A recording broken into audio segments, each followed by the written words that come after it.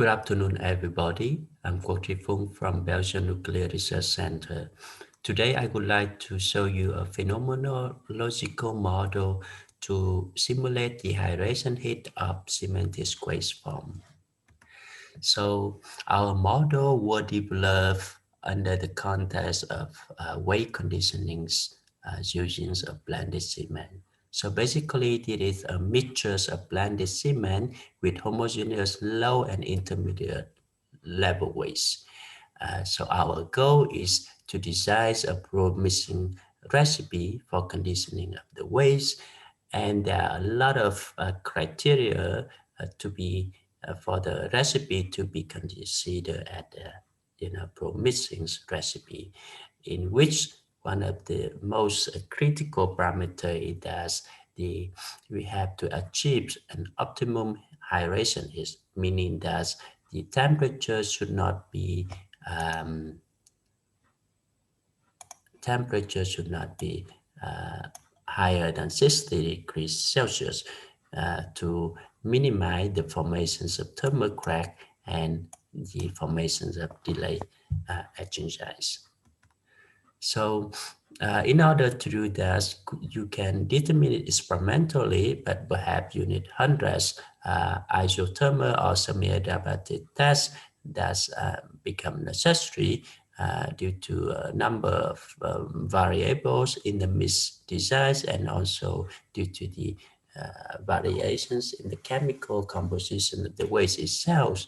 So if you can have a predictive model, it could help you to reduce the experimental costs. However, if you look into the literatures on empirical model or phenomenological models, it typically not developed for the semantic waste. So therefore, they are needed to extend the existing model to predict the hydrations of semantic waste form. So basically, our work is mainly based on the work of Colani, where he developed a model to simulate the hydrations heat of the system containing OBCs and blood furnace slag. So in our model, we basically we extend the rate of hydrations, so alpha. Why in this case, where we have to take into account the effect of sludge, so simulated radioactive waste in the hydration rate. So we introduce the new term WI. That is a function of the hydration decrease of individual species and fractions of individual species in the mixtures, and also the weight fractions of the sludge over we add in the mixtures. So for calibration strategies, we follow the same like Colani had done. However, we introduced the new step to calibrate the sludge. So basically, in the first step, we calibrate the parameter only for OBC system. And then once we obtain such parameter, we keep that at a constant, and then we calibrate for BFS parameters for the system, including OBC and BFS. And then next step, again, we keep such parameter at a constant again.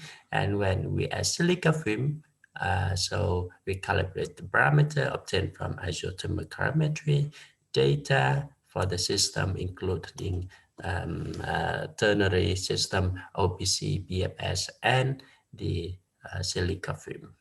And then the last step, once all of these parameters obtained, we keep it constant. Now we calibrate for the system, including the sludge. So note that the blind predictions carry out only for the system that were not used for calibrations. So here you see that if you have a system with 4 components like this, you need 4 combinations. So I mean the set for experimental isothermal calorimetry data for calibrations, and then you can use it for lab validations. So in this case, we validate on for the other mixtures as you see it here. Um, so as I says, the basis data we need is from the isothermal calorimetry, where we perform at the constant temperature 20 degrees Celsius.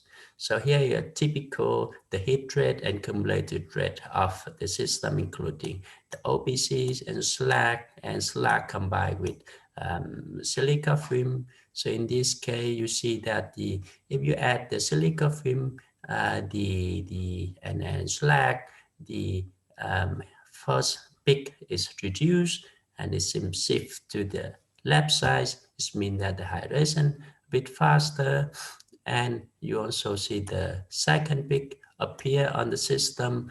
We have the slag, and you see it here.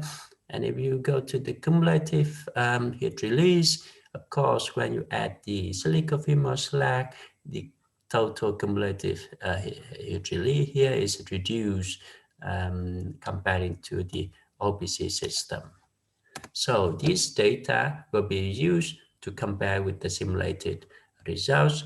So you see that for the system only OBCs, the simulated data results and the experimental data is agree very well. And interestingly, we see that the system, even with different water cement ratio, but the cumulative heat release is quite similar. This is also consistent with what we found in literature for the system with high water cement ratio. When you add blood furnace slag, of course, when you add higher blood furnace slag, you would have lower the heat hydrations, and the predicted results is also very well agree with the experimental data. When the system become more complicated, meaning you add silica film, then in case you add more silica film and more blood furnace slag, you get lower cumulative heat release. And again, the predictions and the experimental data agree quite well, especially for the case of high replacement level. Uh, and the last case, when you ask the slot, it is very important because it is our goal. And you see that the result is quite good in agreement between the predicted and the measurement data. And in this case, we see that if you add more sludge, you have higher cumulative heat release, meaning that the exothermal reactions could happen between the cement clunker and sludge in this case. So this brings me to the conclusions. Basically, the phenomenological models are computationally less expensive, and the calibration parameter, you see there seem to be many parameters, but basically it requires minimum sets of experimental data. For example, it depends on how many SCM you add into system. If you have four uh, materials like this, then you only need four sets of data, and then you can calibrate the model. When it's calibrated, the model can be used to predict for various replacement level and also different water cement ratio within a very short terms. And you see that the blind predictions is so excellent color results.